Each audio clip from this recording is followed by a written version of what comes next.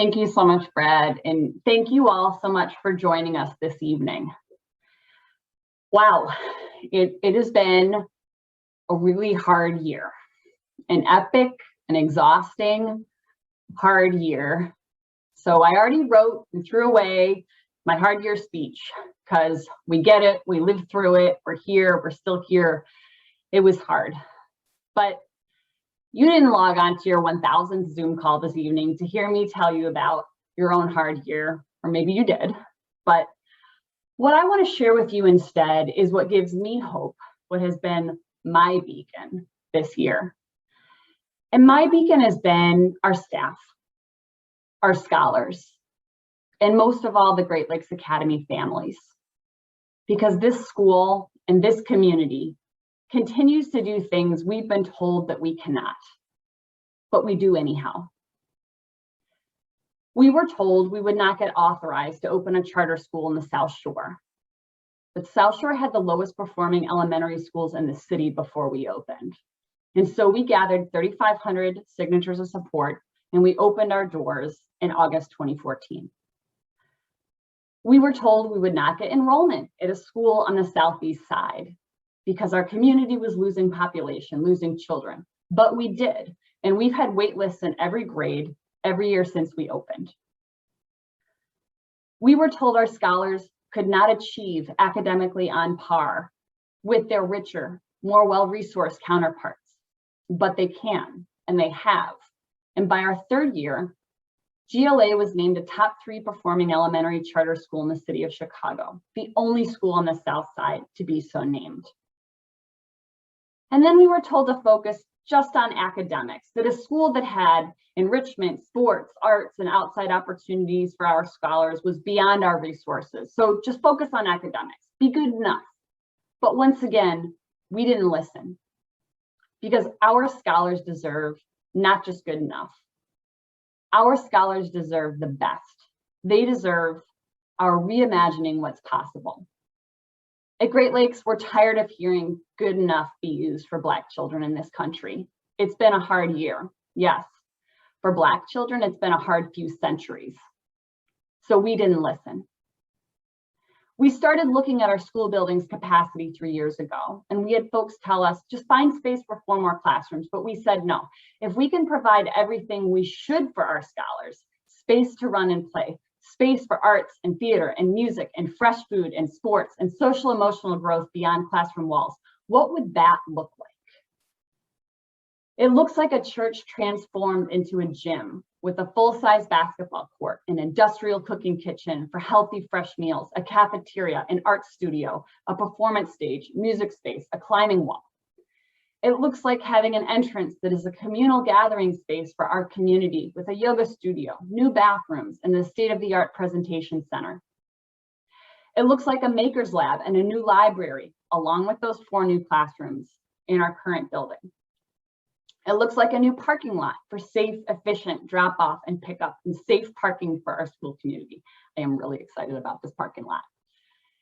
And it looks like tons of outdoor space, a multi-sport turf field, multiple playscapes, playgrounds, and outdoor classrooms, and gathering spaces and gardens.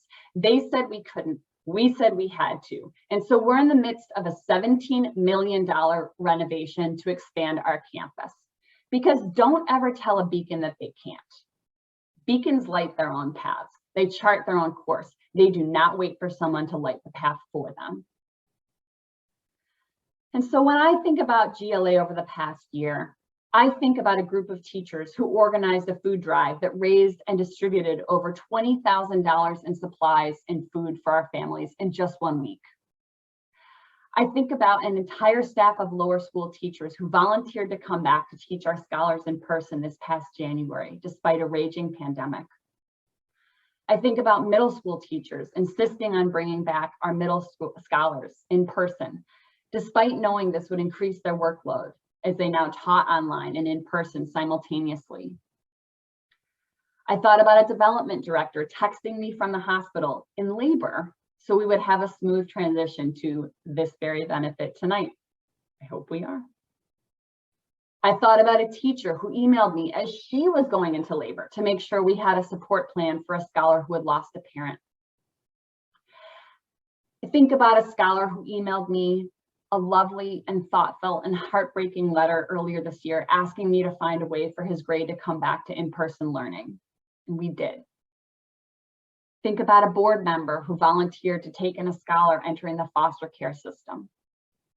I think about a principal and an assistant principal who met me on a Sunday for a full day of curriculum review and planning. I know they were tired, but they showed up Monday morning with smiles. I think about our families and staff and children who together have achieved a 90% attendance rate for live online learning, the highest I've heard of any school being able to do during this pandemic. I think about our monthly Great Lakes Academy family meetings, which we've held via Zoom this year, and how this past November, when we went to our open portion of the evening, where dozens of families present spent 30 minutes naming teacher after teacher after teacher who they were grateful for and appreciated and loved, and wanted to make sure that I let those teachers know how appreciated they were for all that they were doing. Our families have endured unimaginable challenges during this pandemic, losses of childcare, jobs, homes, loved ones. And the main thing they wanted to convey to me that day was love and support and appreciation. And I got off that call and I cried. Because like I said, it's been a hard year. But beacons don't shine less brightly in storms. If anything, their light is even more important when the clouds gather and the wind kicks up. GLA is full of incredible people working together every day on behalf of our scholars and their futures, because we understand that our scholars' futures is our collective futures. And you who have joined us tonight and are supporting our scholars in their growth, you are beacons as well. And the clouds are finally parting. We're starting to see some sunlight come through. And I can't wait for those rays to shine on GLA's beautiful new campus and all of our scholars' bright faces when they see their transformed school this fall. Thank you for joining us. Thank you for supporting us. Thank you for being a beacon with us as we make the impossible possible.